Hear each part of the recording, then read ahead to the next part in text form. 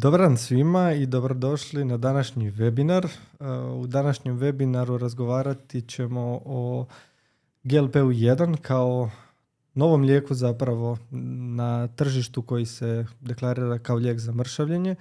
Ne samo za mršavljenje, ali o tome ćemo sigurno puno detaljnije u današnjem razgovoru. A neću ni posebno predstavljati mog sugovornika ovdje, docent doktor znanosti Ivan Kruljac, specijalist endokrinologije i osnivač Metabolic Friendly centra. Pa dobro mi došao, Ivane. Hvala ti, Mateo. Pozdrav tebi. Uvijek je lijepo biti u tvom društvu i pozdrav svima onima koji nas prate. Za početak, evo, već vidim da neki pišu određena pitanja, što je jako dobro. Htio bih vas samo potaknuti da pišete svoja pitanja, da kako se teme budu izmjenjivale i kako budemo otvarali nove segmente ove današnje teme, da slobodno postavite pitanje, mi ćemo se potruditi odgovoriti što preciznije možemo, a odvojit ćemo i na kraju neka možda malo veći komad vremena baš za specifična pitanja kada prođemo mi sav ovaj dio osnovni koji smo zamislili. Svi će moći pogledati i snimku, tako da ako neko neće moći biti tijekom cijelog trajanja webinara, ne mora se brinuti, dobit će na svoju mail adresu link s kojim će moći uvijek pogledati i samu snimku webinara. Pa evo, idemo onda odmah krenuti onako u glavu sa pitanjem što je zapravo GLP-1? GLP-1 je jedan hormon koji se luči normalno u svakom ljudskom organizmu. Ono što znamo da se nešto slabije luči kod ljudi koji imaju problema sa metabolizmom u smislu viška kila, dijabetesa i slično. To je zapravo jedan hormon koji se luči u tankom crijevu i luči se nakon svakog obroka. Njegov cilj je zapravo da nakon obroka poraste, da pomogne gušterači izlučiti dovoljno inzulina i da nakon toga govori zapravo našem mozgu da smo se najeli dovoljno, da nam je dovoljno hrane, u smislu možemo stati. Tako da to je nekakva normalna fiziološka funkcija GLP-1 hormona u ljudskom organizmu. Ima jako puno tih drugih gastrointestinalnih hormona koji su se, ja bih rekao, tek među zadnjima otkrivali i mislim da još uvijek ih otkrivamo zapravo. Što oni točno rade i sve njihove funkcije. O GLP-1 znamo već jako, jako puno i GLP-1 molekula je bila zanimljiva, počela je biti zanimljiva prije nekih 25 godina kad su je počeli znanstvenici istraživati i zapravo je lijek kao svoj glavni potencijal, znači sada govorimo o lijekovima GLP-1 agonisti. To su lijekovi koji nisu identični hormonu GLP-1, ali imaju identičan učinak kao GLP-1, odnosno djeluju preko istih receptora, stimuliraju iste te receptore i imaju puno bolji, ajmo to tako reći, profil u smislu GLP-1 je hormon koji naglo poraste i brzo se razgradi i on ima veoma kratko učinak. GLP-1 agonisti su napravljeni, znači to su lijekovi koji su dizajnirani sintetski da se vežu na isti taj receptor i da se u našem organizmu zadržavaju puno duže nego što se to zadržava običan GLP-1. I ako govorimo o GLP-1 agonistima kao novoj skupini lijekova, ta skupina lijekova je prvo zapravo došla na tržište i počela se istraživati u kontekstu liječenja šećerne bolesti tip 2. I nakon što su napravljena klinička ispitivanja u toj indikaciji se zapravo za početak vidjelo da ljudi jako dobro mršave sa tim lijekom, pa je onda tu otvorena zapravo jedna nova niša istraživanja lijekova u kontekstu same debljine bez dijabetesa i to je zapravo ova sljedeća indikacija koja je trenutno prisutna, a ono što mogu potvrditi je da trenutno imamo nekoliko kliničkih ispitivanja aktivnih u kontekstu smanjenja rizika od srčanog i moždanog udara, u kontekstu liječenja Alzheimerove bolesti, čuvanja bubrežne funkcije i liječenja masne bolesti jetre. Bilo je masu pitanja zapravo, da li je Mounjaro GLP-1, da li je to Ozempic, je li to nešto drugo? Pa koji su to onda lijekovi koji su možda sad trenutno najprisutniji na tržištu, koji su zapravo GLP-1 inhibitori? Da, ja bih rekao da postoji nepoznanica među ljudima zato što se doktori onako u rukavicama pričaju na tu temu, da ne bi ispalo da ikoga reklamiraju. Ja ovdje moram onda prvo to deklarirati da apsolutno mi nije intencija ikoga reklamirati i nisam dobio nikakav direktan honorar da pričam o bilo kojem od tih lijekova, da se razumijemo. Tako da, ajmo to ovako reći, zapravo imamo, znači svi lijekovi koje si spomenuo su zapravo ista klasa lijeka. Idemo krenuti sa prvim zapravo lijekom koji je došao na tržište, on je Victoza. Victoza se počela koristiti za dijabetes, prvo tip 2, u jednoj nižoj dozi. Nakon toga se pojavila Saxenda. Saxenda je isti lijek, liraglutid se zove. Znači i Victoza i Saxenda su liraglutid. To je GLP-1 agonist, znači molekula koja stimulira GLP-1 receptore, koja se u organizmu zadržava otprilike 24 sata. I taj lijek se davao svakodnevno. I govorimo o, znači, liraglutidu, Victozi koja je registrirana za dijabetes, a Saxendi lijeku koji se koristio u većoj dozi, liraglutid u većoj dozi koji je registriran za debljinu. Nakon toga zapravo od iste tvrtke dolazi pandan toga lijeka, odnosno, ajmo reći, novija generacija, gdje govorimo o semaglutidu. To je Ozempic i Wegovy. Znači, Ozempic je niža doza semaglutida, a Wegovy je veća doza semaglutida, ali molekula kao molekula semaglutida je ista. Ista ta tvrtka je zapravo napravila i još jedan lijek koji je u tabletama, semaglutid u tableti, te tablete se zovu Rybelsus. I na kraju zapravo imamo lijek Mounjaro, koji je lijek druge tvrtke, koji ima jednu potpuno novu molekulu koja zapravo nije semaglutid, nema veze sa tim, nego je riječ o tirzepatidu. Tirzepatid je zapravo molekula koja ne stimulira samo GLP-1 receptore, nego stimulira receptore još jednoga gastrointestinalnog hormona koji se zove GIP, gastrointestinal peptide, koji također ima važnu ulogu u osjećaju sitosti, gladi i ima pozitivne učinke na metabolizam. Tako da to je, ajmo reći, nekakva najnovija klasa lijeka koja djeluje na dvije osovine. Mounjaro je registriran i za liječenje dijabetesa i za liječenje debljine, i od iste te tvrtke postoji još jedan lijek koji se zove Trulicity. Trulicity je definitivno registriran za tip 2 dijabetes. Sad u ovom trenutku se ne mogu točno sjetiti da li je odobren za liječenje debljine. Mislim da čak nije. Mislim da je Trulicity samo za liječenje dijabetesa, ali definitivno ako se koristi, kažemo, off-label kod ljudi koji žele smršaviti, to će se dogoditi i sa tim lijekom. Evo, znači, svi ti lijekovi i nazivi koje smo sada spomenuli zapravo su dio obitelji GLP-1 agonista koji su usmjereni na GLP receptore. Koji bi onda bio mehanizam zapravo djelovanja takvog jednog lijeka? Evo? Što su svi njegovi do sada poznati učinci, na koji način on ostvaruje rezultate koje ostvaruje? Mm-hmm. Ja bih rekao da se iz mjeseca u mjesece otkrije još neki novi mehanizam i još uvijek nije u potpunosti jasno što ti lijekovi rade. Ja bih te učinke podijelio u nekako dvije skupine. Znači, jedna skupina učinaka su učinci direktno na metabolizam. I te učinke vidimo već pri niskim dozama lijeka. Govorimo o učinku na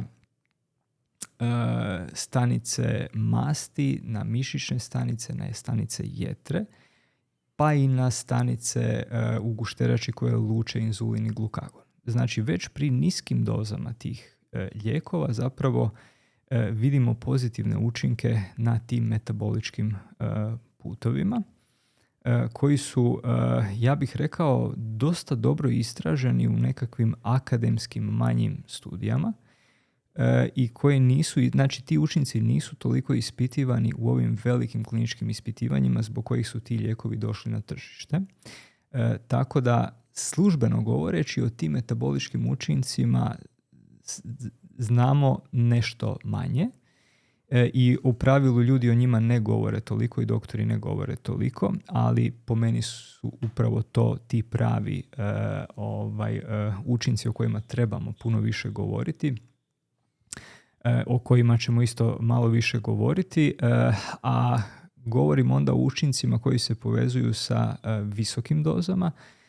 Ti učinci su puno poznatiji i ja bih rekao i ljudima u općoj populaciji su upravo ti učinci visokih doza poznatiji. Koji su to učinci? To su učinci na probavni sustav i na hipotalamus. S jedne strane lijekovi govore hipotalamusu, imaš dovoljno hrane, sit si, ne trebaš više jesti.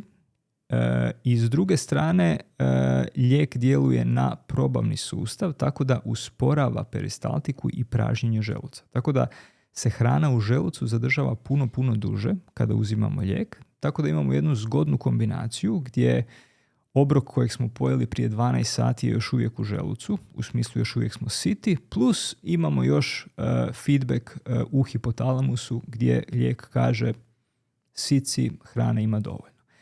Kombinacija jedne i druge stvari zapravo dovodi do toga da ljudi jedu manje i zbog samog kalorijskog deficita mršave. I to je taj učinak koji je najbolje istražen i koji je potvrđen svim kliničkim ispitivanjima. Naravno, događa se puno nekakvih drugih promjena zapravo u pozadini s kojima se ljudi baš i ne bave previše i znanstvenici se ne bave previše, a čini mi se da bi se trebali baviti zato što ovaj mehanizam o kojem sam rekao, gdje neću jesti i onda ću mršaviti i je onako zvuči kao nekakav quick fix, u smislu predobro da bi bilo istinito s jedne strane, a s druge strane ljudi ja bih rekao vide tu nekakvu nečistoću u tom konceptu. A nečistoća je sljedeća, u smislu super, imamo sada lijek koji će poništiti sve one loše stvari koje mi radimo u kontekstu prehrane, stresa, fizičke inaktivnosti, sve to sad više nije bitno, sad imamo lijek s kojim ćemo mi to sve razriješiti. I mislim da ljudi osjete da takav lijek ne postoji. Ja sam doista siguran da takav lijek ne postoji koji sve to može neutralizirati.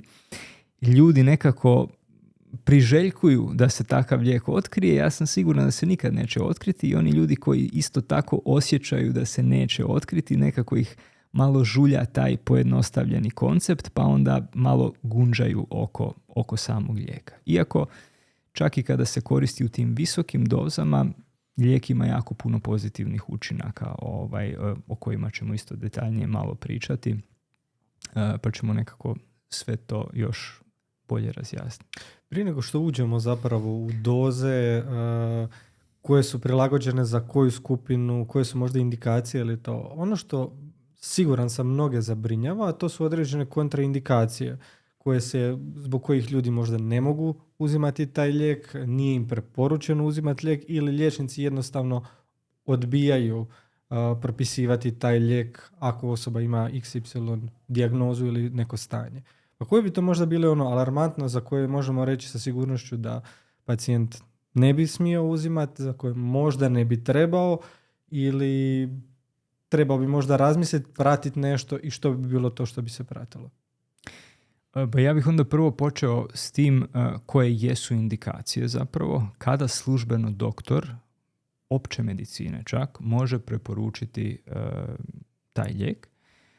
Znači svi pacijenti koji imaju indeks tjelesne mase iznad 30 ili oni koji imaju body mass index, odnosno indeks tjelesne mase iznad 27, ukoliko uz to imaju i jednu komplikaciju debljine, kao što je visoki tlak, visoke masnoće, masna bolest jetre, dijabetes, predijabetes i sl. Tako da to su onako veoma jasne indikacije. Rekao bih isto tako da je dobra stvar da apsolutnih kontraindikacija ne postoji. Što to znači apsolutna kontraindikacija? To znači da u tih pacijenata i tih ljudi nikako ne možemo dati taj lijek. Znači, takve situacije sa ovom skupinom lijekova nema. Postoje, ja bih rekao, relativne kontraindikacije. Što to znači? To znači možemo dati lijek, ali trebamo biti veoma oprezni, odnosno potrebna je pojačana oprez. Pojačan oprez je potreban kod ljudi koji imaju žučne kamence, gdje GLP, zapravo stimulacija GLP-a može izazvati pojačane kontrakcije žučnog mjehura, gdje nam kamen može izletiti iz žučnog mjehura iza glavice, što je onda puno ozbiljnija situacija. Potreban je pojačan oprez kod ljudi koji su preboljeli upalu gušterače, odnosno pankreatitis. Nije sigurno da je GLP molekula koja uzrokuje pankreatitis, ali iz iskustava, iz kliničkih ispitivanja na ljudima sa dijabetesom se primijetilo da su općenito ljudi sa dijabetesom imali nešto veći rizik od upale gušterače, pa je postojala i određena tendencija, odnosno nešto više je ljudi dobilo pankreatitis u skupini sa GLP-om. To nije bilo statistički značajno, ali opet se mora se staviti to kao napomena. I rekao bih zadnja stvar, ovo su nekakve jako rijetke stvari, primjerice jedan rijetki oblik karcinoma štitnjače i tako, ali mislim da o tome ne trebamo ovdje uopće pričati. To je jedno stanje dijabetička retinopatija, isključivo kod ljudi koji imaju dijabetes tip 2 i koji imaju problem da im je šećerna bolest oštetila kapilare u očnoj pozadini. Pokazalo se da kada se krene naglo spuštati šećer, ne samo sa GLP-om, nego kod tih pacijenata ako krenemo prebrzo spuštati razinu šećera, da ćemo imati pogoršanje dijabetičke retinopatije. GLP-1 su veoma moćni lijekovi koji imaju, znači kod njih vidimo upravo taj učinak da se šećer jako brzo spusti i samim time zapravo taj mehanizam nam nije dovoljno poznat, ali već zbog toga postoji veći rizik od pogoršanja retinopatije. Čini mi se da isto nije riječ o samom GLP-u kao nekoj molekuli koja radi problem. Evo tu je bilo još nekakvih, četu su ljudi pisali nekakva stanja, smiju li oni koristiti, pa bi možda to samo sad da ne, ili ako postoji neko kraće objašnjenje za ta stanja, pa možda da Mm-hmm. Ali evo, zanimljivo, da li osoba koja je imala moždani udar smije uzimati Mounjaro? Da. Bilo je pitanje za PCOS, policistični jajnici. Da li osoba sa policističnim jajnicima smije uzimati GLP-1? Apsolutno da, dapače. I bilo je samo kratko da još proletim. To je bilo zapravo to u ovim kod ljudi koji trenutno prate chat, pa da njih zadovoljimo, onda ćemo kasnije se posvetiti ljudima koji su postavljali pitanja. Rekli smo da postoje apsolutne relativne kontraindikacije. Rekli smo da postoji indikacije koje su šećerna bolest, ali tako, kao osnovna indikacija i debljina kao nešto što je nadodano kasnije. Koliko je dostupno zapravo i koji su oblici GLP-a dostupni danas osobi?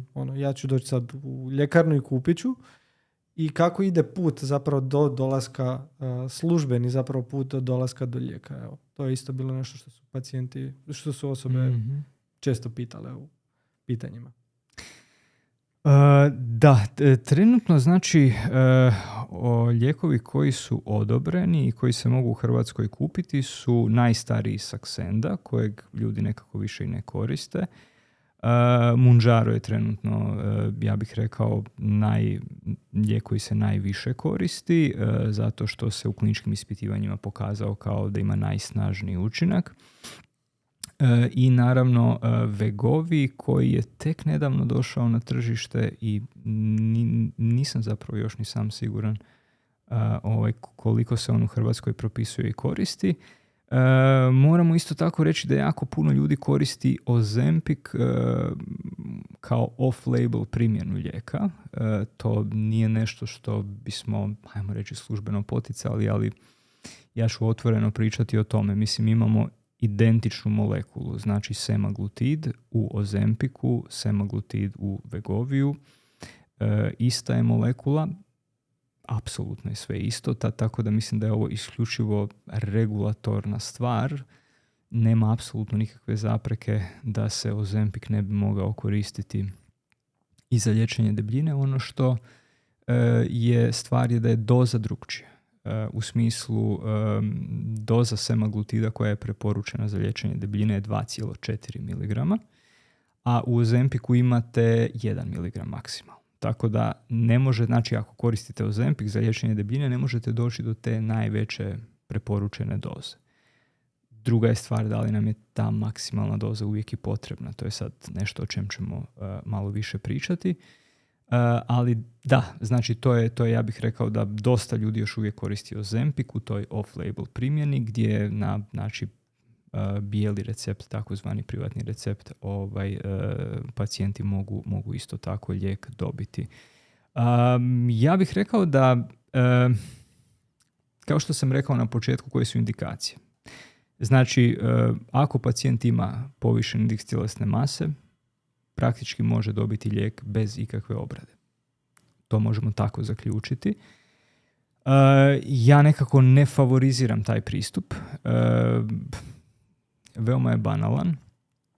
Nećemo imati uvid zapravo u to što se događa u organizmu, jer osoba koja ima indeks tjelesne mase iznad 30, ja bih rekao da je jako dobro znati što se događa sa metabolizmom toga čovjeka. U smislu komplikacija debljine, odnosno inzulinske rezistencije, da li taj pacijent ima povišene trigliceride, što nam sugerira na veći rizik od pankreatitisa, da li ima povišene jetrene enzime, u smislu da ima masnu bolest jetre, koja se na početku možda čak može i pogoršati, pogotovo ako kombiniramo GLP sa LCHF prehranom, da li ima snižen vitamin D, da li ima povišene urate, gdje ćemo se morati fokusirati malo na unos proteina i korekcije u tom smjeru, kakvi su mu hormoni štitnjače, kakvi su mu spolni hormoni, kakav mu je SHBG koji je direktno povezan sa steatozom jetre, i to je jedan od učinaka koji zapravo cilja i GLP-1.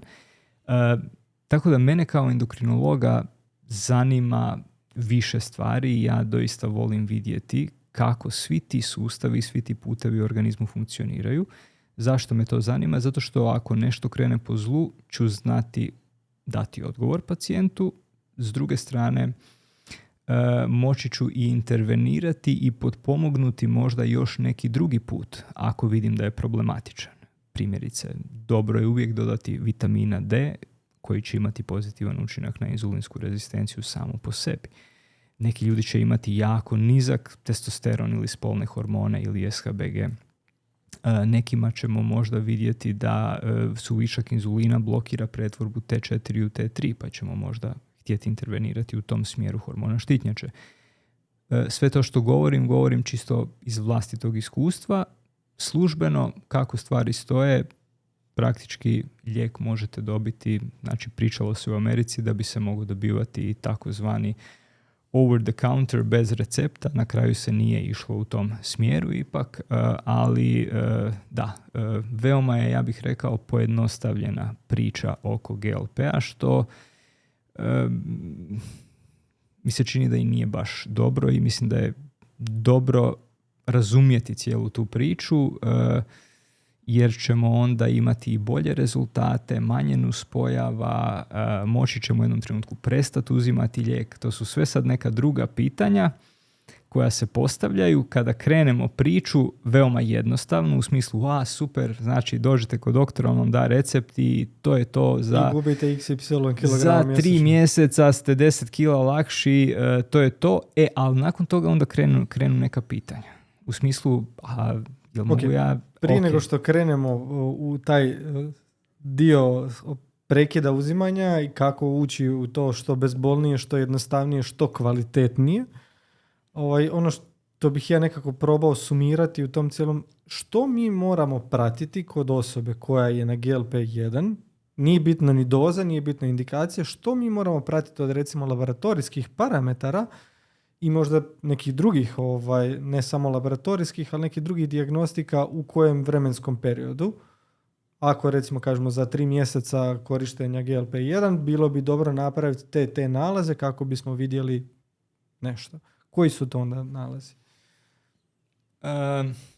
Krvna slika općenito, jetreni enzimi, AST, ALT, GGT, lipidogram, znači HDL, LDL, trigliceridi, urati. Ja jako volim vidjeti CRP kao jedan pokazatelj kronične metaboličke upale. Vitamin D koji isto tako veoma često snižen, rekao bih u pravilu snižen kod pacijenata koji imaju visoku tjelesnu masu. Vitamin B12, folate bi isto bilo dobro prekontrolirati, nije možda apsolutno neophodno. Izmjerio bi TSH kao jedan glavni pokazatelj u kakvom je stanju naša štitnjača. I ja uvijek izvadim znači SHBG, inzulin i glukozu. To su parametri koji nam mogu bolje upućivati na stupanj inzulinske rezistencije, odnosno koliko je to puta više inzulina u našem organizmu od onoga što je optimalno. To su mi super laboratorijski parametri. I kod starijih pacijenata savjetujem izvaditi HB1C. HB1C je prosjek šećera kroz 3 mjeseca, čisto da isključimo šećernu bolest, da nam se to ne potkrije, jer ajmo ih hipotetski reći, znači postoje nekakve pogodnosti kod ljudi koji imaju šećernu bolest, ne moraju toliko plaćati lijek, nije toliko skupa terapija i tako, ali ok, o tom potom. Kako onda izgleda jedan protokol? Znam da mi imamo pacijenata koji jesu na GLP-1.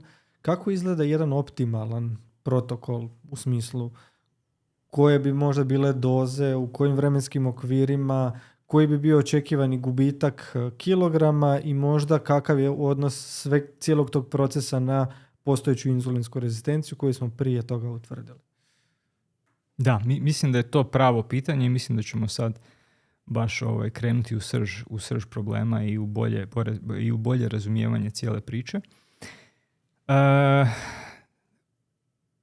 Znači, inicijalna ta obrada koju radimo, to sam već rekao, puno puta sam ispričao što tu sve procijenimo, napravimo naravno i bioimpedancu u smislu analizu sastava tijela. Vrlo često pratimo pacijentima, znači kontinuiranu glikemiju dok mijenjamo prehranu, heart rate variability, napravimo ultrazvuk abdomena i srca u smislu da vidimo koliko ima masti tamo gdje ne bi trebalo biti masti i slično. Ne moramo naravno sve to tako detaljno raditi, ali što više parametara i pokazatelja imamo, to možemo biti precizniji, ja bih to tako rekao. I nakon toga zapravo krećemo. Ja sam definitivno jedan od liječnika i znanstvenika koji više naginju onoj hipotezi da se ljudi debljaju zbog suviška inzulina, a ne zbog suviška kalorija primarno. To su nekakve dvije hipoteze koja još uvijek nije ni jedna baš apsolutno prihvaćena.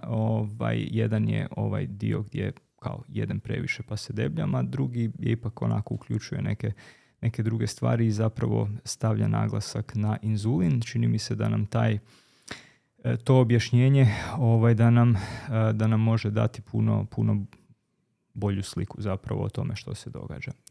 Uglavnom, većina ljudi koji imaju, ja bih rekao svi ljudi koji imaju indeks tjelesne mase iznad 27 imaju inzulinsku rezistenciju, odnosno imaju suvišak inzulina. I moramo jednostavno raspravljati i razmišljati kako spustiti razinu inzulina. Najlogičniji način je da maknemo iz prehrane ono što potiče lučenje inzulina, a to su glikohidrati. I zbog toga je to, ja bih rekao, neizostavni dio, neizostavni korak kada ljudi dođu u metabolic friendly je da pričamo o prehrani i da vidimo kako najbezbolnije, najbrže, najlakše zamijeniti te ugljikohidrate sa zdravim mastima kao alternativnim izvorom energije. Jer to je to što će imati najmoćniji učinak. Kod ljudi koji imaju što je indeks tjelesne mase veći, to ćemo teže mi zapravo samo sa prehranom razriješiti problem.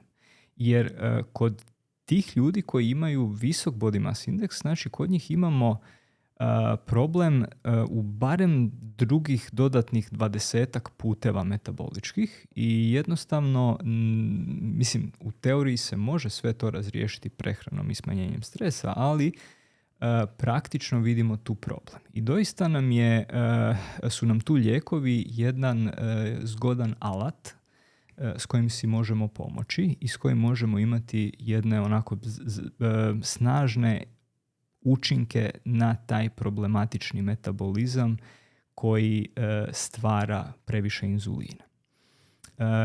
I mislim da je tu sada možda trenutak da malo dublje zapravo uronimo što možemo zapravo od farmakoterapije u tom trenutku napraviti. Znači što možemo dati od lijekova da bismo djelovali na inzulin i smanjili inzulinsku rezistenciju i pomogli, ajmo to tako reći, čovjeku da se i prebaci na low carb prehranu i da sve to skupa onda krene brže. Znači ono što možemo zapravo dati je nekakav stari lijek koji se zove metformin, glukofaž, siofor, to su nazivi toga lijeka i taj lijek je, ja bih rekao, općenito dobar, pogotovo kod ljudi koji imaju šećernu bolest tip 2. Zašto? Zato što nam taj lijek dominantno djeluje na stanice jetre.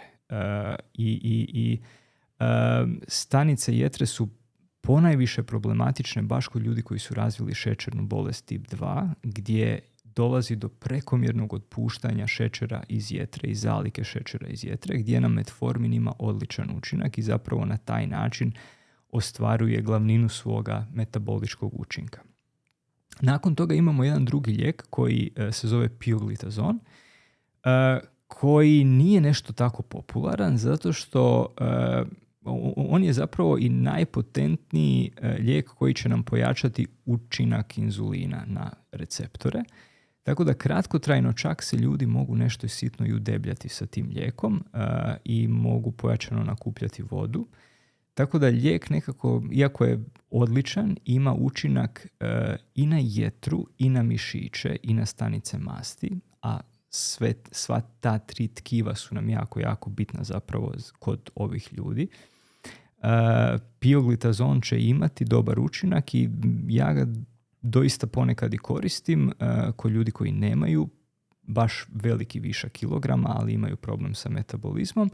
I ako ga koristimo u malim dozama, ćemo imati taj pozitivan učinak bez ovih štetnih nuspojava lijeka, ajmo to tako reći. Ali kada stavimo sve na vagu, onda primjerice semaglutid ili tirzepatid, to su GLP-1 agonisti, će imati tu definitivno najbolji i najpotentniji učinak na sve ove instance. Znači i na masno tkivo, na mišić, i na jetru, i na gušteraču koja luči inzulin i kontraregulatorni hormon glukagon. I sad, znači, mi ćemo te učinke imati već ako se odlučimo dati primjerice semaglutid u dozi 0,25 ili tirzepatid 2,5. To su početne minimalne doze koje ja definitivno volim u ovom kontekstu uvesti čim prije, zato što ćemo razriješiti jedan problem, a to je da ljudi koji imaju problem sa metabolizmom uglavnom imaju manjak njihovog vlastitog GLP-1. Tako da u ovom kontekstu davanje GLP-1 agonista nije nešto što prekomjerno aktivira ili blokira neke puteve u smislu da radi nešto neprirodno. Dapače, dodatak male doze GLP-1 zapravo vraća cijeli sustav u balans, ja bih to tako rekao. I bitno nam olakšava sve ove druge intervencije kojima ćemo se baviti. Tako da krećemo sa tom minimalnom dozom. Tu minimalnu dozu već za mjesec dana možemo povećati, udvostručiti, idemo ili na 0,5 ili na 5. Zašto radimo to povećanje? To jest kada radimo povećanje? Da li držimo pacijenta kroz XY vremena samo na toj minimalnoj dozi i zašto radimo to povećanje? Povećanje ne moramo nužno raditi. Znači, ja bih rekao da povećanje doze je preporuka koja ide zajedno uz primjenu lijeka. Znači, ako čitate upute o primjeni lijeka, tamo će pisati da se lijek uvodi upravo na taj način. Znači, krećemo sa minimalnom dozom koja je duplo veća za 4 tjedna, potom duplo veća za još 4 tjedna i praktički na toj dozi onda možemo i ostati neko vrijeme. Cijela industrija trenutno ide zapravo prema tim većim dozama jer su one učinkovitije. Znači, ako usporedimo to, znači sada imaju nekakve i studije koje su u tijeku gdje se koriste nekakve ultra visoke doze tih lijekova, gdje se zapravo vidjelo da su nus pojave više manje iste, a učinak je ipak nešto bolji. I sad cijela industrija zapravo ide prema tim većim dozama koje rješavaju problem na način da ljudi manje jedu. A ovo što smo mi krenuli pričati zapravo to je da pokušamo riješiti problem u svojoj osnovi, u smislu da interveniramo na sam metabolizam i da imamo pozitivne učinke na metabolizam i da imamo mršavljenje ne zbog toga što osoba nužno jede manje, nego zato što smo iskorigirali određene probleme u metaboličkim putovima koji ti pacijenti imaju. To su sada 2 strategije, ja bih rekao, korištenja GLP-1 agonista. I zbog toga sam se i ovdje zaletio sada kada si me pitao, a super si me prekinuo. Znači, ja sam počeo i pričati znači službenu verziju kako koristimo lijek i automatsko dizanje doze bez da vidimo pacijenta.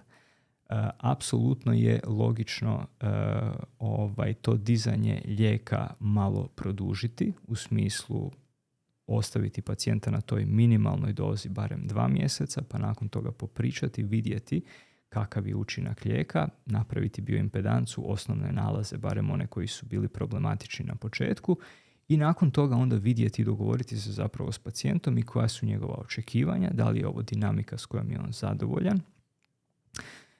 I teoretski mi možemo i ostati na toj minimalnoj dozi, ako je pacijent primjerice sklon onda uz to promijeniti prehranu i sve ostalo, onda ćemo mi zapravo i sa tom minimalnom dozom dugoročno imati odličan rezultat. O tome imamo puno manje znanstvenih spoznaja i o tome i liječnici zapravo ne pričaju dovoljno, jer kao nemamo dovoljno znanstvenih dokaza, ja bih rekao da ih i nećemo imati vrlo vjerojatno, zato što industrija ide upravo i puca na visoke doze i niko se ne bavi ovim jako malim dozama koje po meni imaju definitivno najviše smisla. Tako da što se tiče većih doza, one imaju svoje mjesto. One imaju svoje mjesto, tako je. Istovremeno, znači, ako imamo pacijenta koji kaže, primjerice, ja sad jednostavno ne mogu se pozabaviti sa svojom prehranom, nije vrijeme u mom životu da se bavim sa stresom, jednostavno ne stignem, a vidim da nisam dobro, umoran sam, debljam se, ne osjećam se dobro, nalazi mi nisu dobri, moram nešto napraviti po pitanju da si pomognem.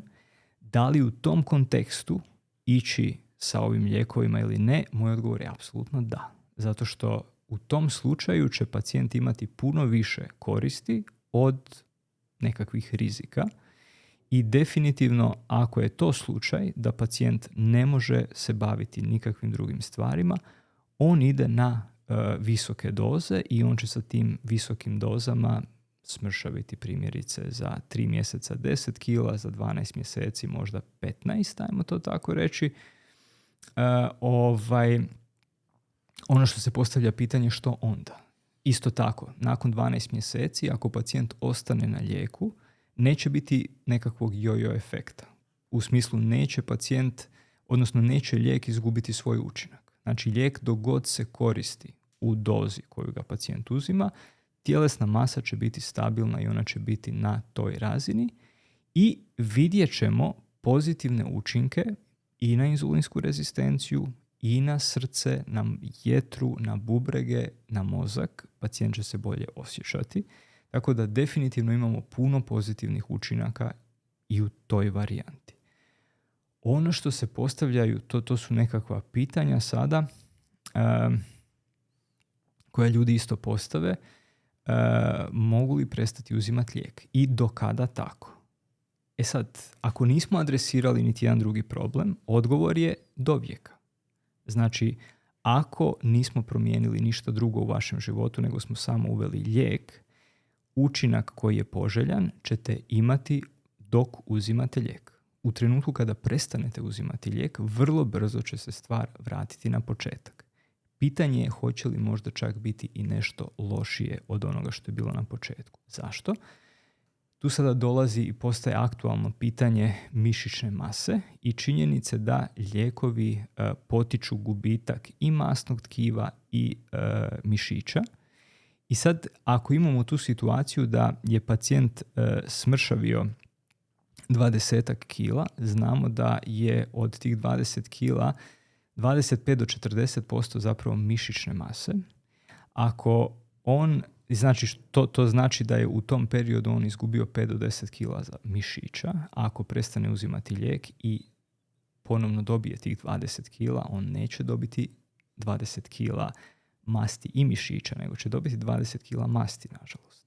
I teoretski njegov profil tada metabolički može biti čak i nešto lošiji. O tome doduše nema znanstvenih spoznaja, nemamo jasnih radova koji su to potvrdili, ali u teoriji ta priča zvuči smisleno. Koje su onda preporuke za ljude koji koriste GLP-1 po pitanju da umanje taj efekt možda gubitka mišićne mase u tom procesu gubitka kilograma? Jesu li to onda standardne, možda razmišljati o povećanju unosa proteina, što ako je prešao na low carb, vrlo vjerojatno će se dogoditi, i možda intenzivirati tjelesnu aktivnost? Apsolutno, to ima smisla, naravno, pa i neki suplementi u kontekstu kreatina i svega mogu biti preporučljivi, tako da apsolutno da, veći unos proteina, intenzivnija tjelovježba, suplementi poput kreatina tu nam mogu pomoći. Taj gubitak mišićne mase je zapravo najizraženiji i najproblematičniji upravo kod starijih ljudi. Stariji ljudi vrlo često imaju uz ovaj problem sa metabolizmom i problem sa spolnim hormonima. Ja bih skrenuo pažnju da žene u pravilu problem sa metabolizmom je usko povezan sa ulaskom u menopauzu. Zašto? Zato što estradiol ima nevjerojatno važan učinak na metabolizam. Tako da kod žena u menopauzi koje nemaju vlastitog estradiola, njihova mišićna masa će početi ubrzano propadati i bez GLP-1 agonista, a ako još dodamo GLP-1 agonist i smanjimo kalorijski unos, a pacijent nastavi jest ono što je jeo i prije, ja bih rekao da je to veliki problem, naravno da ćemo imati pojačan pad u mišićnoj masi. Tako da ako pričamo o tome kako možemo spriječiti taj pad u kontekstu pacijentice koja je u menopauzi, apsolutno nikada nije kasno uvesti hormonsku nadomjesnu terapiju koja može spriječiti taj pad mišićne mase, dapače i povećat će mišićnu masu i poboljšati metabolizam. Slična je priča i sa muškarcima koji imaju u toj dobi velikih odstupanja sa testosteronom. Tu moramo malo detaljnije pristupiti, moramo vidjeti zašto je testosteron nizak, da li je problem isključivo u nosaču ili je problem u stvaranju testosterona, ali isto tako ima smisla intervenirati i u tom kontekstu i malo dići razinu testosterona, ne bismo li sačuvali mišićnu masu. To je itekako opravdano.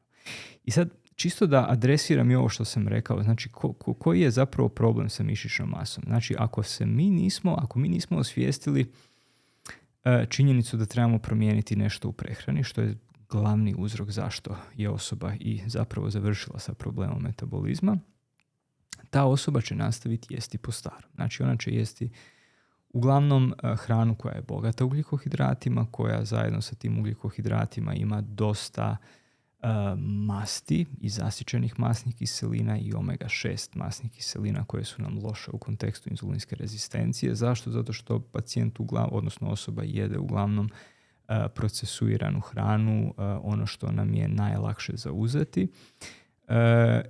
I to je zapravo hrana koja je veoma siromašna nekakvim mikronutrijentima, vitaminima, mineralima, pa i proteinima i zdravim mastima. I sad, ako osoba konzumira 3000 kalorija takve prehrane, ona sa 3000 kalorija zapravo uspije dobiti dovoljno esencijalnih aminokiselina, vitamina, minerala. Ali ako mi sad tu uvedemo jedan lijek koji će na umjetan način blokirati kalorijski unos, ja sad čisto ne mogu više pojesti 3000 kalorija, nego pojedem 1000. Ali pojedem iste kalorije, istu hranu koju sam jeo i kada jedem 3. To znači da ću ja imati 3 puta manje esencijalnih aminokiselina, vitamina i minerala. Ako ih nisam ni na početku, ni onih 3000 je to bilo na donjoj granici. Ako to smanjim za 3 puta, onda sam u apsolutno velikom deficitu i dugoročno u problemu. I to je ono što se može dogoditi kao problem. Pod broj 2, ako nastavimo jesti isto, razina inzulina sa GLP-1 agonistom će biti nešto niža, ali se neće problem razriješiti. U smislu, osoba će i dalje imati previše inzulina. I sad taj višak inzulina sam po sebi može imati nekakve štetne učinke. Primjerice, višak inzulina nam može u hipofizi blokirati lučenje hormona rasta koji ima i u odraslih ljudi važan učinak na mišićnu masu.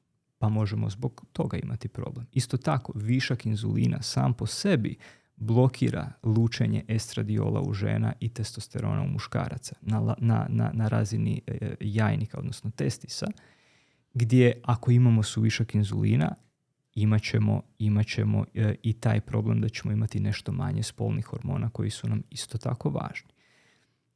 I tu sad se opet vraćamo na ono odakle sam krenuo. Zbog toga volim krenuti, ja bih rekao, prirodno i iskoristiti, znači uvažiti činjenicu da pacijentu doista fali njegovog endogenog GLP-a i nadomjestiti ga lijekom, ali sa malom dozom i fokusirati se onda na širu sliku da vidimo što to možemo dodatno napraviti da potpomognemo tom metabolizmu da se sam izbori sa tom situacijom.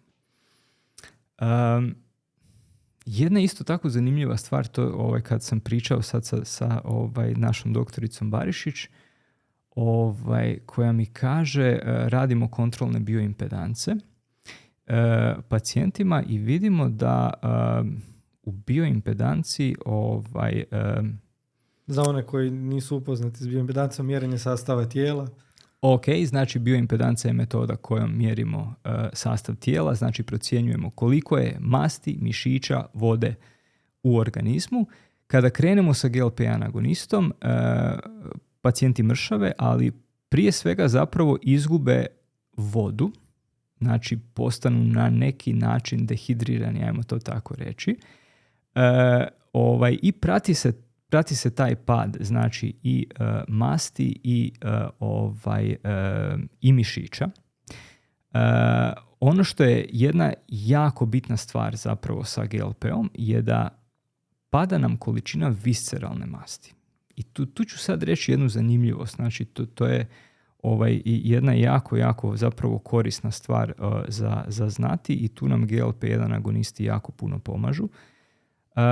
A to je da kada smo recimo pod stresom, kada mitohondriji sporije rade, kada pojačano krenemo jesti, razina inzulina ide gore i sad imamo situaciju, imamo previše inzulina, imamo previše kalorija koje nam dolaze. Te masti i šećere treba negdje odložiti. One se negdje moraju spremiti.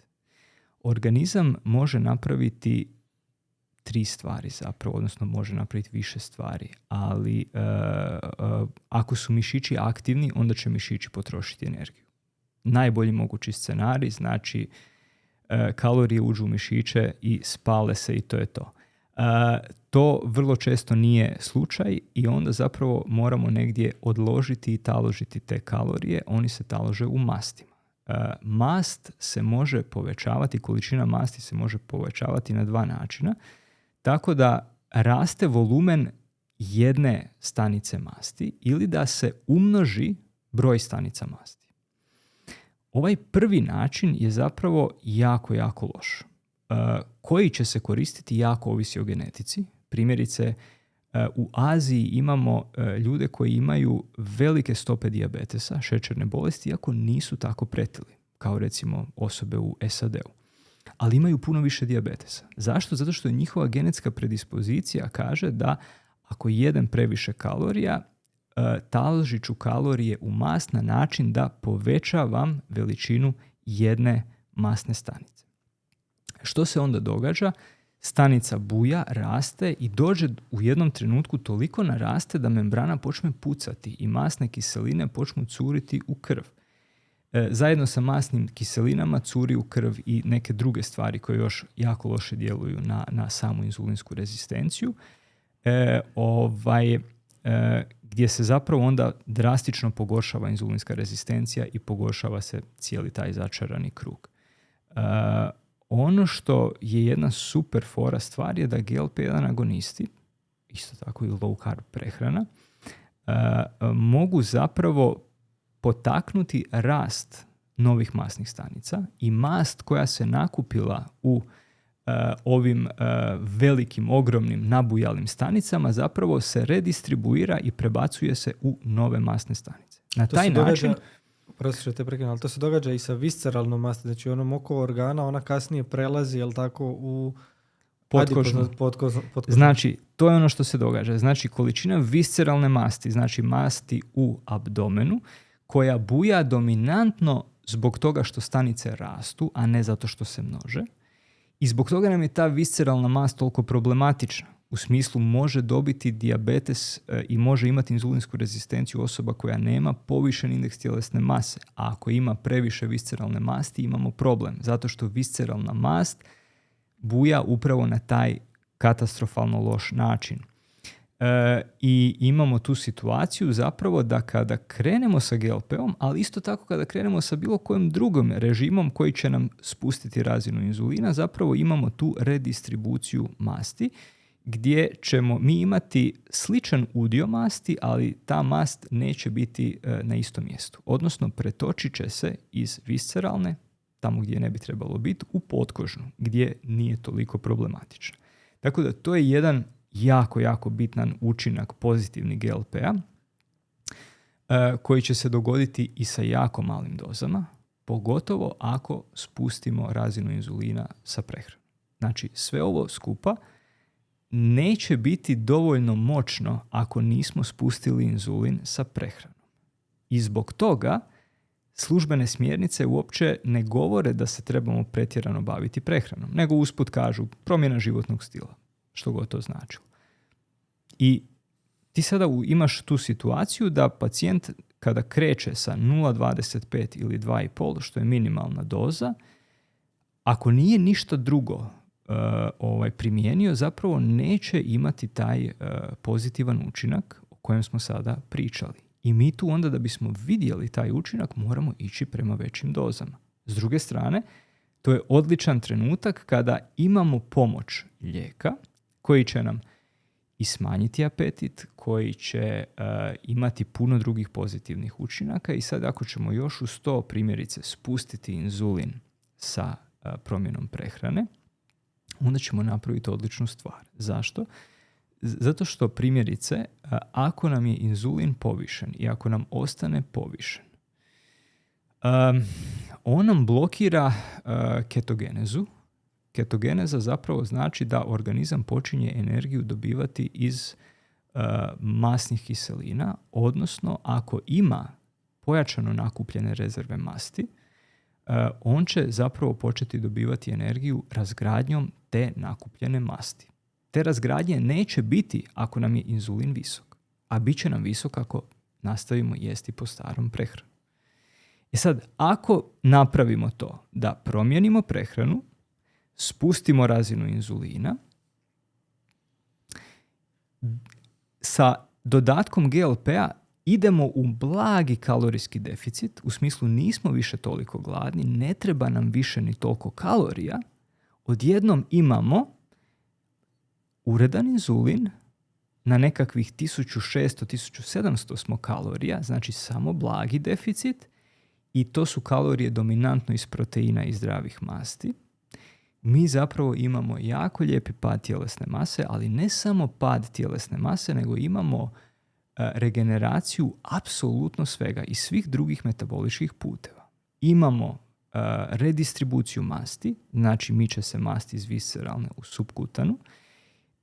Imamo fantastičan učinak kojeg i GLP-1 agonisti imaju na razine mišića, u smislu da je osjetljivost mišića na inzulin puno veća i odjednom mišići mogu popiti puno više šećera, samim time imamo više i energije i imamo nekakvu, ajmo reći, buffer zonu da ako ćemo ponekad izgriješiti s prehranom, da se to neće odraditi na naš metabolizam. I jedna isto tako bitna stvar, GLP će nam tu jako dobro djelovati na to da makne mast iz jetre. I ta nakupljena mast u jetri je veliki zapravo metabolički problem, jer znači imamo sad onu situaciju, masne stanice bujaju u trbuhu i više ne mogu primiti, znači pucaju, cure.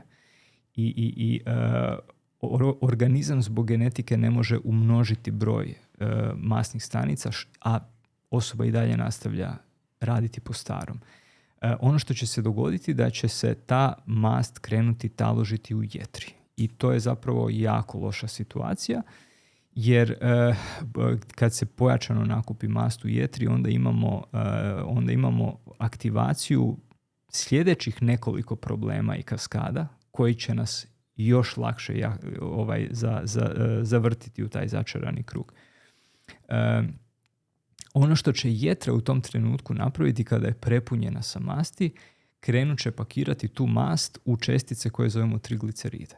Tako da za pacijente koji nas gledaju, ako imate povišene trigliceride, to znači da sigurno imate teški oblik inzulinske rezistencije, punu jetru masti i jetra se bori sa tom pojačanom nakupljenom masti na način da ju izbacuje u krv u obliku triglicerida. I baš ti pacijenti koji imaju visoke trigliceride, oni su velike čestice koje se lako mogu začepiti u nekim kapilarama, prije svega se začepe u kapilari pankreasa i mogu izazvati upalu gušterače, odnosno pankreatitis.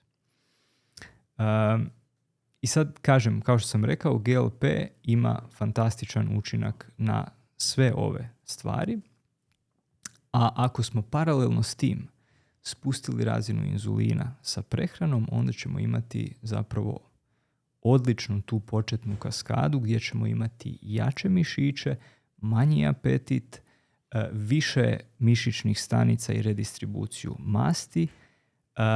Treba će nam isto tako manje inzulina i odjednom ćemo početi topiti vlastitu mast na jedan veoma prirodan način i u tom kontekstu ne bi ni trebalo biti toliko gubitka u mišićnoj masi, jer pazi sada ovo, znači ovo je sad samo jedan krug metaboličkih kaskada. Ako smo mi napravili ovo, ako smo spustili inzulin, odmastili jetru, nama diže se razina SHBG-a, to je protein koji nosi spolne hormone. Kada se to dogodi, bioraspoloživost spolnih hormona je odmah puno bolja. Znači, odjednom muškarac ima puno više testosterona bioraspoloživog, žena estradiola također. Samim time se osjećamo bolje, snažnije i imamo ajmo reći osjećaj da smo doista snažni. Za razliku od, sad idemo napraviti tu usporedbu. Znači to se događa recimo za 3 mjeseca. Znači sve te kaskade koje sam sada rekao, znači prvo ove metaboličke kaskade, mišić, mast, jetra. Nakon toga kaskada drugih hormona, spolni hormoni, štitnjača i sve. Za 3 mjeseca zapravo imamo čovjeka koji je 10 kila lakši. On je koristio minimalnu dozu GLP-1, promijenio je puno drugih stvari i zbog toga ima puno drugih benefita. I on se osjeća snažno, on se osjeća kao da može odjednom početi vježbati, može i kontrolirati svoju prehranu i svoje ponašanje i sve ostalo. Za razliku od osobe koja je za 3 mjeseca došla već na maksimalnu dozu GLP-1 agonista, gdje se ti pacijenti veoma često kažu da jednostavno se osjećaju onako loše, bez energije. U smislu da, mršavim, ali nemam baš energije, slab sam, mislim, zbog čega? Zbog toga što nismo zapravo napravili ništa mimo kilograma samih. Ok, u pozadini jesmo smanjili neke rizike, jesmo odradili neke od ovih metaboličkih učinaka, ali u konačnici čovjek ima u organizmu jednu neprirodno visoku dozu GLP-a koji mu konstantno izaziva nekakav osjećaj mučnine, nadutosti, koji nekim ljudima predstavlja i velik stres zapravo, zbog čega će onda i prestati mršaviti, jer će im se razina stresa povećati. I jednostavno ja sad se ne mogu točno referirati na neku studiju, da li je neka možda studija gledala kvalitetu života, ali iz mog osobnog iskustva vidim da pacijenti koji su na tim jako visokim dozama nekako se i ne osjećaju bajno. Da ne govorim da se nus pojave i ovaj osjećaj može javiti već pri puno nižim dozama. Znači već kada prvi puta dižemo dozu GLP-a, mislim kada prvi puta dajemo GLP, neki ljudi mogu imati ove nuspojave, kada dižemo prvi puta dozu će ih puno imati ovaj osjećaj. On će se doduše s vremenom će on biti sve manji i manji, ali kod nekih neće. Kod nekih neće i neki ljudi jednostavno će reći da dok god su na terapiji, da ok, kile su pod kontrolom, ali ja se ne osjećam baš najbolje. Evo. Tako da... Ono što nadam se da su ljudi zaista dobili dojam te niske doze, ona može biti pomoć za olakšavanje pristupa određenim drugim akcijama poput određene dijete, određenog režima prehrane. On olakšava znatno taj prelazak na novi način prehrane i već tu zapravo dobivamo toliko toga toliko benefita koje možemo zahvaliti dodatku tog GLP-1, odnosno GLP-a koji će doći na nekakvu normalniju razinu sa tim malim dodatkom. Pa kakve veze ima, zašto mi zapravo u Metabolic Friendly onda pokušavamo pacijente prebaciti na taj low carb, odnosno prehranu sa sniženim unosom ugljikohidrata i kako tu vežemo zapravo onda taj proces dodavanja GLP-1 i prelaska na keto ili low carb, kako ovisno kod koga ulazimo u koji segment. Ja volim prvo odraditi promjenu na low carb. I rekao bih da nam je taj proces promjene na low carb veoma bitan, pa čak i dijagnostički mehanizam. Možda nama nije toliko bitan u Metabolic Friendly zato što imamo puno drugih nalaza. Ali ovdje mogu isto tako reći, ako nas gledaju ljudi koji možda nemaju problem sa debljinom, koji možda ne razmišljaju o tome da li im treba GLP, ali si možda postavljaju pitanje da li imam problem sa metabolizmom, onda bih ja preporučio jedan test. A taj test glasi, ajde probajte na mjesec dana spustiti unos ugljikohidrata ispod 50 grama i zamijeniti ih sa zdravim mastima. Ono što se može dogoditi je nekoliko stvari. Jedna je stvar da se neće dogoditi ništa. Da će se osoba jednako osjećati i na jednom režimu i na drugom režimu, u smislu neće biti nikakvih posebnih promjena, niti će osoba smršaviti, niti išta. Ja bih rekao da su to metabolički zdrave osobe koje imaju tu fleksibilnost da mogu napraviti switch dobivanja energije sa ugljikohidrata na masti bez ikakvih problema. Ukoliko je osoba imala blagu inzulinsku rezistenciju, ta promjena prehrane će njoj goditi. Ja bih to tako rekao. Znači, jednostavno će sa tom promjenom će inzulin tako brzo pasti na normalu i neće više biti spajkova, odnosno oscilacije inzulina, da će se osoba osjećati odmah puno bolje. I ja bih rekao, to je osoba koja je imala inzulinsku rezistenciju i koja će ju sa ovakvim režimom prehrane zapravo izliječiti i riješiti svoj problem. I imamo treću skupinu osoba koje kada im maknemo ugljikohidrate će oni jako loše na to reagirati. U smislu osjećat će se jako loše. To je nešto što se zove keto flu. Zašto nastaje? Zato što kada maknemo ugljikohidrate, inzulin ostane povišen još neko vrijeme, 3 do 7 dana, a pošto osoba ne unosi ugljikohidrate i šećer u hrani, šećer će biti konstantno nizak. On neće biti prenizak, ali će biti na donjoj granici dovoljno da se osoba osjeća loše. To stanje će nakon nekog vremena se razriješiti i osoba će biti puno bolja i sve će biti ok, ali kod nekih osoba ta prilagodba može čak trajati i 2 tjedna. I zbog toga ja, s obzirom da osoba koja dobiva GLP-1 je osoba koja ima veliki višak kilograma i vrlo vjerojatno visok stupanj inzulinske rezistencije, ta osoba kada mijenja prehranu će imati vrlo intenzivne zapravo simptome ovih hipoglikemija i problema i zbog toga onda volim zapravo da razgraničimo te dvije stvari u smislu, ajmo reći, nuspojave koje su kratkoročne zbog promjene prehrane i nuspojave koje se mogu pojaviti zbog GLP-a. Tako da mi u Metabolic Friendly kada pacijent dolazi, prvo što radimo tu dijagnostiku koja, ja bih rekao, traje 2 tjedna. Zašto? Zato što koristimo i praćenje glikemije pomoću senzora, gdje kažemo pacijentima 7 dana ostanite na svom standardnom režimu prehrane kako ste jeli do sada, za 7 dana jedite po točno ovom jelovniku kojem vam mi sada damo. I pratimo zapravo što se događa sa glikemijom i vidimo, znači na osnovu promjene glikemije znamo zapravo i kako će dugoročno pacijent reagirati. Znači imamo pacijente koji vrlo brzo im se krivulja glikemije zaravni, bude ravna, a imamo pacijente kojima će se hipoglikemija nastaviti. I sad ako tim pacijentima koji i dalje imaju hipoglikemije dodamo GLP-1 agonist, te hipoglikemije će biti nešto veće. I zbog toga volim, kada uvodim terapiju, volim vidjeti širu sliku kako bi mogao pacijentu reći ako nešto krene po zlu i ako nešto ne ide optimalno, da mu znamo reći što se zapravo tu događa. I to je možda važno pitanje što se tiče hipoglikemija, s obzirom da su GLP-1 agonisti ipak lijekovi za liječenje šećerne bolesti. I mislim da je to i bilo jedno pitanje iz publike, da li GLP-1 agonisti mogu uzrokovati pad šećera.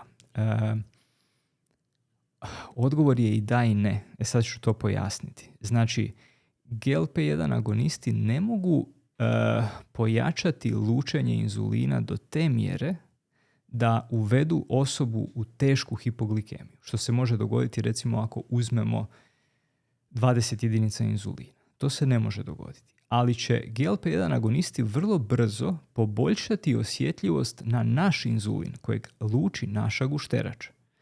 I ako naša gušterača luči puno previše inzulina, a mi dodamo lijek koji pojačava osjetljivost stanica na inzulin, onda ćemo imati puno češće i intenzivnije hipoglikemije. I to se ne događa samo sa GLP-1 agonistima, nego i sa metforminom i sa bioglitazonom. Zbog toga u Metabolic Friendly uvijek radimo promjenu prehrane prvo. Zašto? Zato što će nam promjena prehrane maknuti spajkove inzulina, maknuti oscilacije krivulje šećera, imat ćemo stabilan šećer i onda sa dodatkom lijeka ćemo tu krivulju koja je već ravna samo malo spustiti u prosjeku. I onda je to super. A ako krenemo i uvodimo terapiju bez da smo obavili ovaj uvod, onda ćemo vrlo često imati hipoglikemije i rekao bih da to pacijenti često navode koji su primjerice dobili metformin za terapiju policističnih jajnika inzulinske rezistencije, koji kažu meni je od ovog lijeka još gore.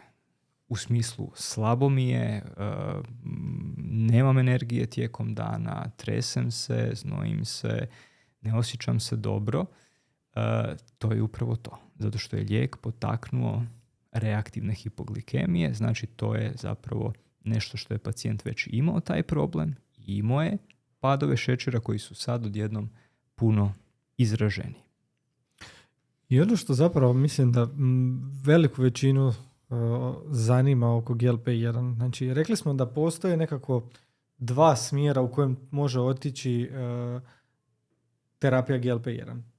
Prvi je da imamo tu neku nižu dozu, u isto vrijeme mijenjamo određene druge stvari u životu, u stilu života, u prehrani, u tjelesnoj aktivnosti, u kombinaciji sa stres managementom i svim drugim nekim parametrima u kojima mi razmišljamo ovdje. I postoji onaj drugi u kojem smo mi došli do već vrlo visokih doza i osoba ako ništa drugo nije promijenila u svom životu, vrlo vjerojatno će nakon prekidanja uzimanja GLP-1 završiti u puno gorem, potencijalno gorem stanju nego što je bila. Tako. Ali kako onda ide ta tranzicija i u jednom i u drugom slučaju da bismo imali što manje i što bezbolnije prekidanje uzimanja GLP-1? Da, super pitanje. Znači, ako je pacijent konstantno na minimalnoj dozi, što imamo puno pacijenata u metabolic friendly koji su na minimalnoj dozi, imaju super učinak,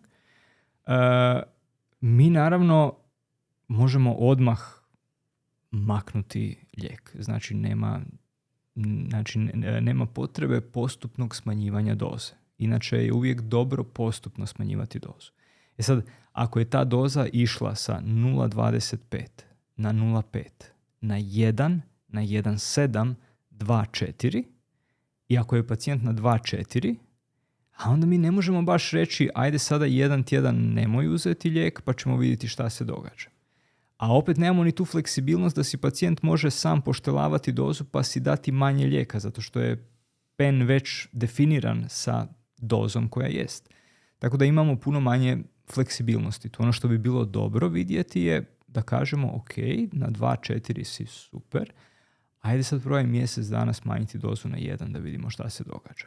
To je veoma legitimno. Ako smo na 0,25 ili na 0,5, mi se možemo poigrati i reći ajmo sad mjesec dana napraviti pauzu da vidimo šta se događa.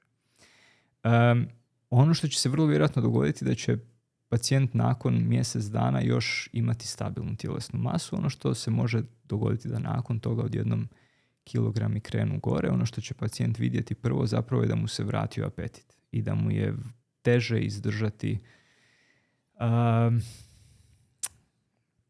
neke etape u danu kada jako volimo jesti. Primjerice navečer prije spavanja, kad se opustimo, smirimo, kad nemamo što drugo raditi, onda većini ljudi se tada apetit pojavi i u tim trenucima vidimo da je kontrola toga apetita i da možemo puno teže odoljeti da otvorimo frižider. Tako da to je prva stvar koja će se vidjeti i prije nego što se osoba krene debljati. Tako da tu imamo onda opet fleksibilnost da pacijent izdrži možda mjesec dana, mjesec i pol bez terapije, pa da onda ponovno krene uzimati možda 3-4 injekcije, pa opet napravi pauzu. I onda tako postupno, ja bih rekao, idemo smanjivati dozu i u konačnici maknuti terapiju. Ako smo naravno na maksimalnoj dozi, onda...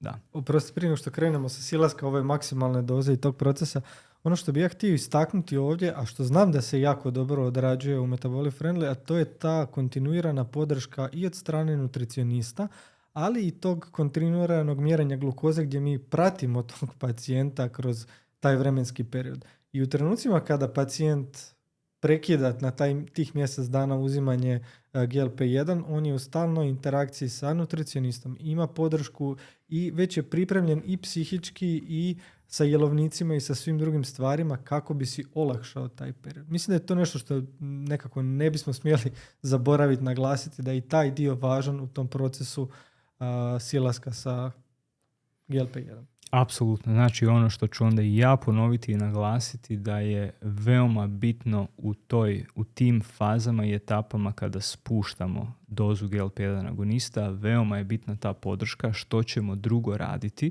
u kontekstu stres menadžmenta, prehrane, fizičke aktivnosti, pa i same, ja bih rekao, nekakve psihološke podrške. I ja mislim da već kada ljudi znaju što ih očekuje i kada znaju što će se događati, nekako se i sami možemo na to pripremiti, pa nam je lakše i onda nas ništa neće iznenaditi, pa će i rezultat dugoročno biti bolji. Tako da, apsolutno to jest jedna ideja i to je jedan put koji je konstantan kod nas u Metabolic Friendly, zbog toga i nismo nekakav standardni centar gdje pacijent dođe na prvi pregled, pa dobije lijek, pa dođe na kontrolu za 3 mjeseca, pa onda za 6 mjeseci, nego je upravo ideja biti konstantno u interakciji s pacijentom, pratiti što se događa i intervenirati tamo gdje mislimo da možemo napraviti nekakav pomak. I tamo gdje je najbitnije u konačnici i kada radimo onda ovakve zahvate, micanja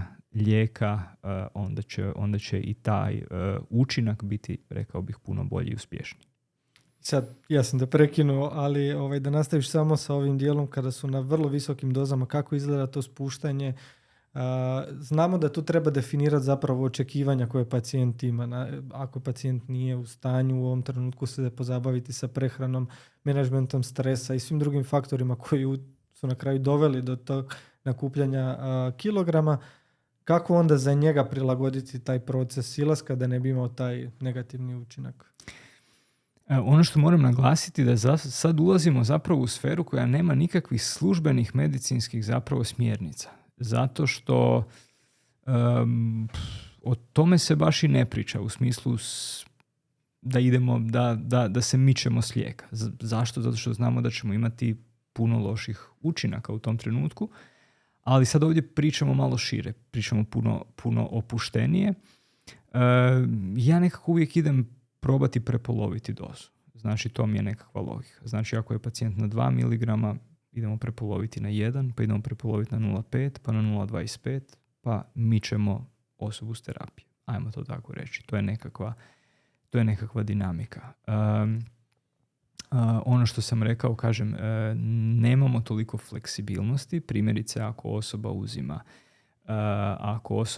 Wegovy 2,4 mg ili Mounjaro 10 mg, to je pen gdje svaka aplikacija ima tu dozu. Tako da bi pacijent morao imati nekoliko različitih penova uza se. Morao bi imati i dozu 2,4 i 1 i što često i nije moguće i poprilično je skupo, budimo realni, tako da tu možda gubimo fleksibilnost, a i imamo puno više fleksibilnosti ako smo na niskim dozama. Onda se neće dogoditi ništa dramatično ako napravimo tu pauzu sa 0,5 pa ne uzmemo i ništa. Znači, neće biti nekakve velike razlike. Ali evo, sad pokušavamo nekako slikovito prikazati situaciju. Recimo, pacijent je bio na visokim dozama, Mounjaro recimo 10 ili koja već doza može biti. I sad on je tako bio 3-6 mjeseci i sad je rekao, ok, sad imam vremena se pozabaviti sobom, prehrana, sve druge neke intervencije. Kako bi izgledao taj prikaz slučaja? Evo. Da, odlično pitanje. Mi se svi nadamo da takvi pacijenti će se pojaviti, donijeti odluku i reći sad želim konkretno raditi na sebi, ne samo gubiti kilograma radi. Ja bih, znači, u tom trenutku ja zapravo ne bih odmah krenuo spuštati dozu. Znači, ja bi iskoristio zapravo tu situaciju gdje visoka doza GLP-a ima jedan odličan učinak kojeg nismo sada pričali, a djeluje, znači, na hipotalamus i smanjuje općenito žudnju, craving. Znači, to je žudnja za bilo čim. To je često žudnja za hranom, ali može biti žudnja za cigaretama, alkoholom, drogom, što već. Znači, to imamo jako puno dokaza da GLP-1 agonisti mogu biti odlična pomoć prilikom odvikavanja od droge ili alkohola. Gdje, ako gledamo na debljinu i metabolizam kao jedan sustav koji je primarno narušen i problematičan zbog stresa kao takvog, osobe kada su pod stresom imaju čestu žudnju za brojnim stvarima da si olakšaju i da si smanje taj stres. Kada je osoba na visokoj dozi GLP-a, te žudnje neće biti. Tako da je puno lakše promijeniti prehranu kada je osoba na visokoj dozi GLP-a nego kada nema GLP u terapiji ili kada je na manjim dozama. To je apsolutna činjenica. Tako da ja bih tu onda iskoristio zapravo da iskoristimo taj trenutak kada pacijent uzima visoku dozu, kada nema cravinga, da onda maknemo ugljikohidrate iz prehrane, da ih zamijenimo sa zdravim mastima. I ono što će se tad dogodit će se samo još značajniji pad u tjelesnoj masi. Znači, nećemo imati nikakvih drugih problema zapravo. I kalorijski unos može ostati isti, apsolutno sve može ostati isto, ali će vrlo vjerojatno pacijent kada promijeni prehranu i izbaci ugljikohidrate početi još mršaviti. Zašto? Zato što je dodatno spustio inzulin. I imamo dodatan pozitivan učinak na metabolizam u tom trenutku. I kada kilogrami, sad isto ovisi o tome koliko je pacijent bio u suvišku kilograma, ali ajmo reći nakon nekih 5 do 10 kila kada smršavi, ja bih onda se počeo igrati sa smanjivanjem doze. I ako je onda to Mounjaro 10 mg, onda bi za recimo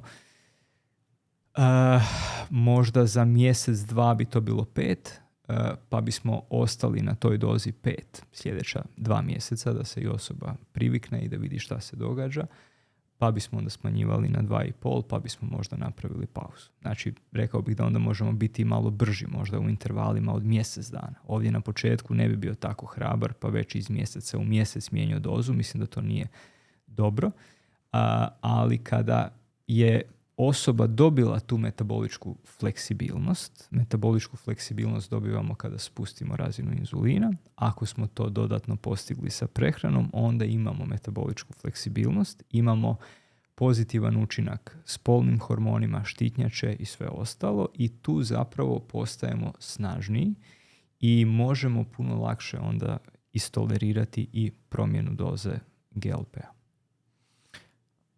I ono što sam vidio čak u jednom pitanju, ali se sjećam jednom, si nam ti prikazivao taj slučaj da, ako se ne varam, da je pacijentica bila na određenoj dozi eutiroksa, da li je to bilo 100-125 i da nakon nekog vremena GLP-a je nešto ona morala i niže zapravo unositi. Pa postoji tu nekakav odnos hormona štitnjače i lijekova koji se koriste za liječenje određenih stanja hormona štitnjače i GLP-a?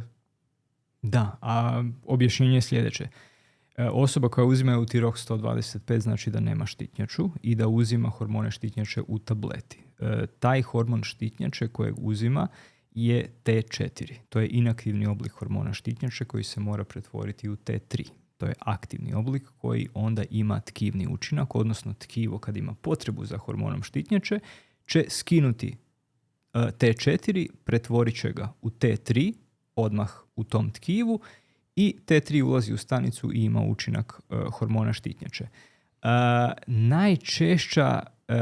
Najčešći problem sa tom pretvorbom T4 u T3 je zapravo visok inzulin. Znači, ako mi uvedemo lijek koji će imati pozitivan učinak na metabolizam i na inzulinsku rezistenciju kakvu imaju GLP-1 agonisti, razina inzulina pada. Što znači da će se T4 puno učinkovitije pretvarati u T3. Što znači da toj pacijentici više neće biti potrebno 125 T4, jer će već i 75 T4 biti dostatno da se pretvori u dovoljnu količinu T3 koji je hormon koji zapravo tkivu treba. To je jedan od brojnih učinaka na druge hormone i ovdje smo se trudili i trudio sam se ući zapravo u taj segment metabolizma kao takvog. Ja i ne mogu za sebe reći da možda mogu pričati sa nekakvim najboljim ljudima u tom segmentu poput Bena Bikmana i sličnih koji znaju apsolutno sve o inzulinskoj rezistenciji, ali mi u Metabolic Friendly možda ne znamo baš apsolutno svaki detalj o metabolizmu, što mislim da i nije nikome bitno, ali imamo tu širinu u smislu ako interveniramo u jedan put, što se događa u ostalih 10. Čini mi se da je to puno bitnija stvar. I nekako imamo osobu koja će biti pomoć u tom cijelom procesu, ako je u pitanju nutricionistički dio, uvijek se može posavjetovati, ako je u pitanju razina stresa, uvijek se može napraviti dodatan suport u tom procesu, da li je to gubitak kilograma, vraćanje metabolizma u balans i svih ostalih aspekata o kojima mi vodimo račun. Da, apsolutno. I kažem, sad kako smo krenuli sa ovom digresijom možda u druge hormone, i imamo i tu puno specifičnosti u smislu kako pristupiti sad da smo, znači u ove prikaze slučajeva, ajmo to tako reći, koje smo imali, da smo sada uveli upravo to, da smo uveli osobu koja ima problema sa štitnjačom, ima Hashimoto, uzima Eutirox, da smo uzeli u obzir pacijenticu koja je u perimenopauzi, da smo uzeli pacijenta koji ima jako niski SHBG i testosteron. Onda tu imamo puno specifičnosti koje moramo adresirati na tom putu. Sad pokušavam preletiti još preko ovih pitanja koje možemo nekako kratko odgovoriti, ali već smo dosta toga obradili, ali evo, za to vrijeme dok ja pregledam možda još neko zanimljivo pitanje, jesmo li nešto propustili mi reći što smo planirali? Ako jesmo, evo sad je možda prilika da se posvetimo tome.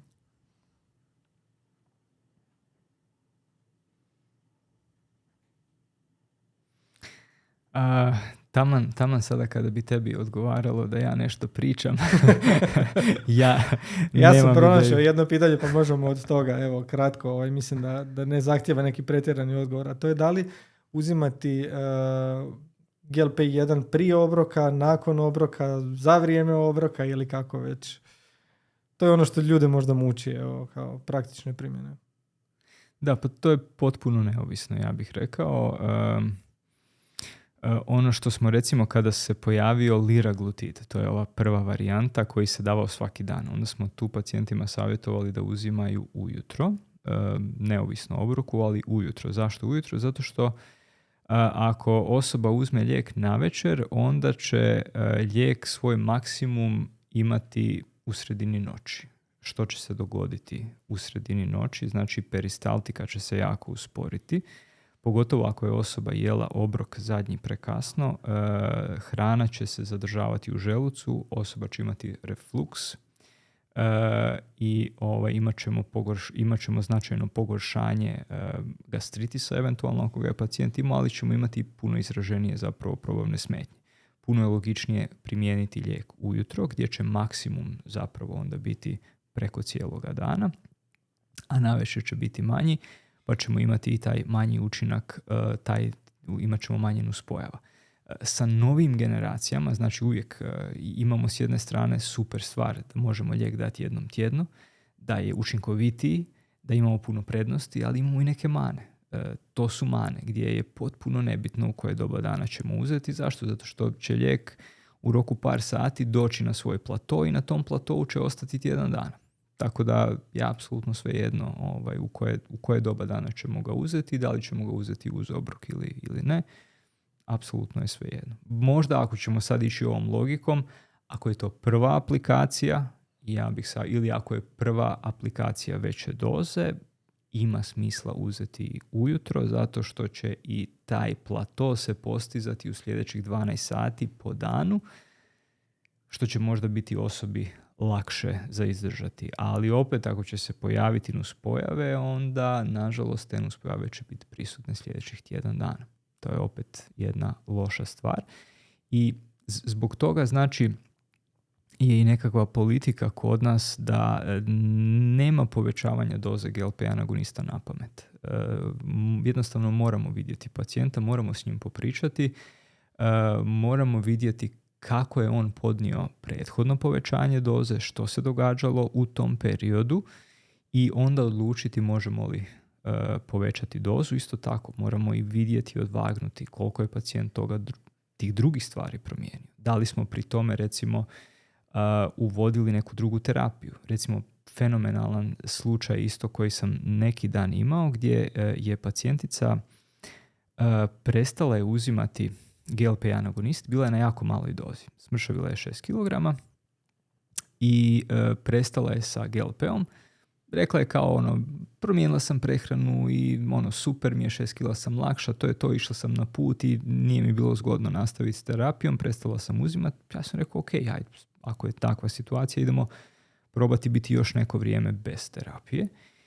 Ali u tom trenutku, pošto je gospođa je bila u menopauzi, barem nekakvih 7-8 godina, bez simptoma perimenopauze i menopauze, ali sam rekao, s obzirom da je imala jako niski SHBG, to je ovaj protein koji nosi spolne hormone, koji mi je sugerirao da baš joj nedostaje estradiola. Inače i žene u postmenopauzi mogu imati dosta visok estradiol, jer se estradiol luči u masnom tkivu. Pogotovo osobe koje imaju puno masti će imati čak i visok estradiol, a da nije iz jajnika.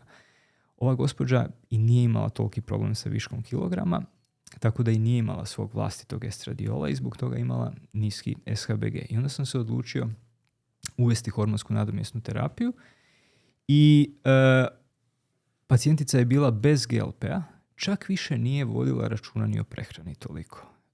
I 2 mjeseca nakon toga smo se vidjeli na kontroli.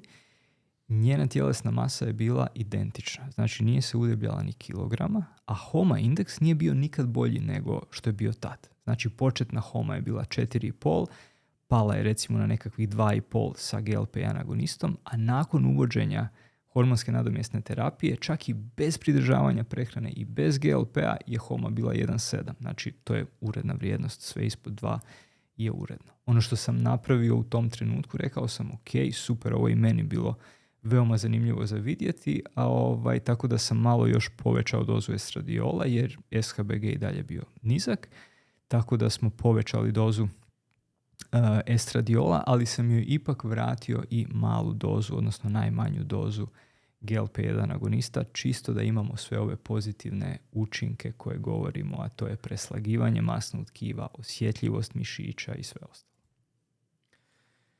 I nekako evo za kraj bi rekao samo kako GLP-1 zapravo nije neko magično rješenje koje će riješiti sve zdravstvene probleme koji su uzrokovani zbog debljine. Ono će možda riješiti debljinu kao jedan uzrok problema, ali i dalje to zahtjeva puno širu, puno kompleksniji pristup kada se koristi GLP-1. Pa evo, možda nekako probati sumirati još cijeli taj pristup oko davanja GLP-1 i dati nekako završno mišljenje za kraj. Neka završno mišljenje bude onda ovako. GLP-1 agonisti su jedna nova skupina lijekova koji imaju odličan potencijal, koji imaju pozitivne učinke na više-manje svaki organski sustav, koji nemaju nekakvih velikih i ozbiljnih nuspojava i definitivno su nam fantastičan alat u poboljšanju metabolizma, metaboličkog zdravlja i zdravlja općenito. To zasigurno. Ukoliko gledamo GLP-1 agoniste kao brzo rješenje gdje ne moramo ništa drugo promijeniti nego ćemo uzeti GLP, vidjet ćemo poboljšanje.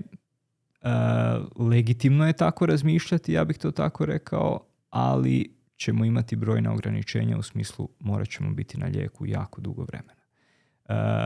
Upravo zbog toga bih savjetovao ljudima da razmišljaju na način da je GLP jedno moćno oruđe koje će nam jako, jako pomoći u procesu promjene stila života, u procesu promjene prehrane, fizičke aktivnosti, razine stresa.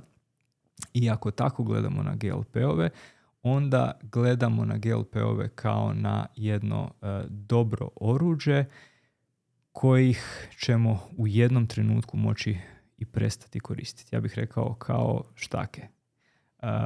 Na početku su nam potrebne, ali kada koza raste i kada se noga oporavi i kada se mišić oporavi, štaka nam više ne treba. Ja bih tako gledao i na GLP-ove. Pojavilo se jedno onako pitanje na samom kraju i bilo bi šteta ne odgovoriti na njega, ali da li osobe koje su na GLP-u trebaju ciljati više vrijednosti vitamina D s obzirom da je on topiv u mastima? Prosti, molim te, ponovi mi pitanje. Osobe koje su pretile i krenu uzimati GLP-1, da li one trebaju povećati dozu vitamina D, recimo s obzirom da je on topiv u mastima, ako gubimo masti, možemo očekivati možda pad i razine vitamina D. Pretpostavljam da je to logika pitanja. Mm-hmm. Da, jako dobro pitanje. Nisam o tome na taj način razmišljao. Inače, logika bi bila sljedeća zapravo. Osobe koje imaju više kilograma imaju nizak vitamin D baš zato što je vitamin D topiv u mastima. Što znači da on kad uđe u krv iz crijeva, zapravo on se pojačano odlaže u masno tkivo. Prije svega u visceralno masno tkivo. Znači, ostaje tamo jer mu je tamo ljepše, tamo se topi u masti. A u krvi, koja ima puno vode, jednostavno iz nje bježi. I sad ako mi imamo situaciju da imamo lijek koji topi mast, prije svega visceralnu mast, to bi značilo da će razina vitamina D u krvi biti veća, što bi značilo da je i potrebna doza vitamina D bi trebala biti manja. Znači ja bih rekao da pitanje je apsolutno dobro i logika pitanja je dobra, samo mislim da bi logika bila ovakva. Pa ja bih rekao da je i logično. Znači ako osoba zbog inzulinske rezistencije i viška kilograma ima manjak vitamina D i mora ga uzimati, ako mi poboljšavamo inzulinsku osjetljivost i pacijent gubi kilograme, vrlo vjerojatno da mu više neće trebati toliko doze vitamina D koju je uzimao prije. Odlično. Hvala svima koji ste bili na ovom webinaru. Ako imate dodatna pitanja, siguran sam da ćete nas pronaći Metabolic Friendly, razjasniti sve što je možda ostalo nerazjašnjeno. Ovakvi webinari će se nastavljati na razne teme iz područja djelovanja samog Metabolic Friendly centra. Tako da, evo, dr. Kruljac, hvala još jednom na svom znanju koje ste podijelili s nama i ako imamo još što za dodati. Hvala tebi, Mateo, na vođenju ovih razgovora. Stvarno je uvijek veoma ugodno i opušteno i do sljedećeg puta. Pozdravljam tebe i sve koji su nas gledali.